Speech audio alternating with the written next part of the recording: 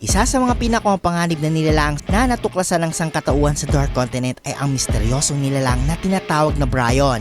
Ngunit kung sakaling bumalik si Gon sa kanyang pinakamalakas na anyo o maging mas malakas pa sa hinaharap, may pag-asa kaya siyang talunin ang halimaw na ito?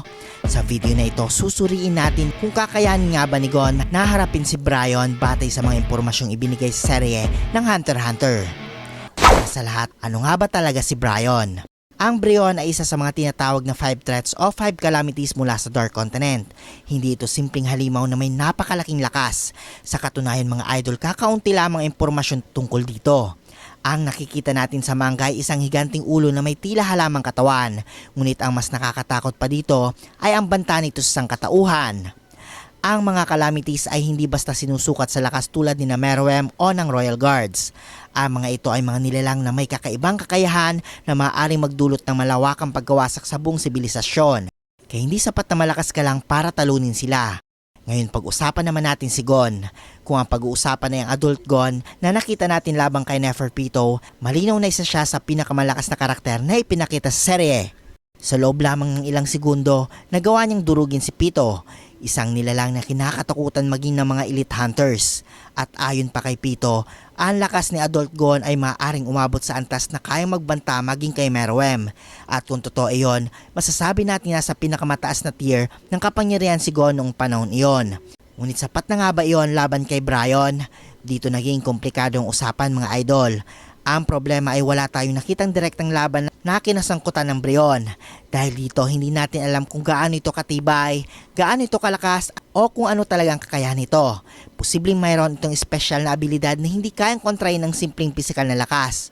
At dito makapasok ang pinakamahalagang punto. Sa Dark Continent, hindi palaging panalo ang pinakamalakas.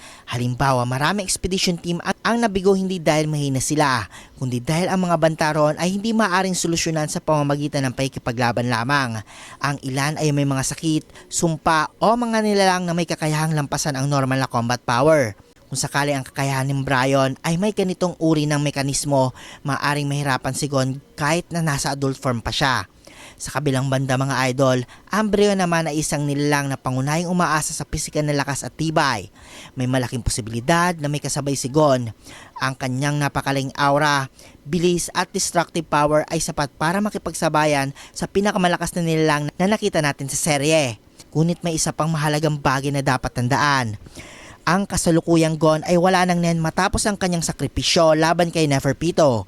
Bagamat buhay siya at may posibilidad na maibalik ang kanyang kapangyarihan sa hinaharap, hindi pa natin alam kung gaano siya kalakas kapag bumalik siya sa pangunahing kwento. At kung pagbabasihan natin ang direksyon ng Dark Continent arc, tila ang mga susunod na kalaban ay hindi lamang tungkol sa lakas kundi tungkol din sa kaalaman, estratehiya at kaligtasan. Kaya kung tatanungin ako mga idol kung kakayanin ba ni Gon si Brion, ang sagot ay posibleng oo, ngunit hindi dahil sa lakas lamang. Kung ang laban ay purong suntukan at walang espesyal na kakayahan si Brion, malamang na may tsansa si Adult Gon na manalo. Ngunit kung ang tunay na banta ni Brion ay nasa kakaibang kapangyarihan nito bilang isang calamity, maaaring hindi sapat kahit ang lakas na ipinakita ni Gon laban kay Neferpitou. Sa ngayon kulang pang impormasyon tungkol kay Brion upang makapagbigay ng tiyak na sagot mga idol. Ngunit isang bagay ang sigurado. Kung sakaling magkaharap ang dalawa sa hinaharap, isa ito sa pinakamalaki at pinakainaabangan laban sa buong Hunter x Hunter.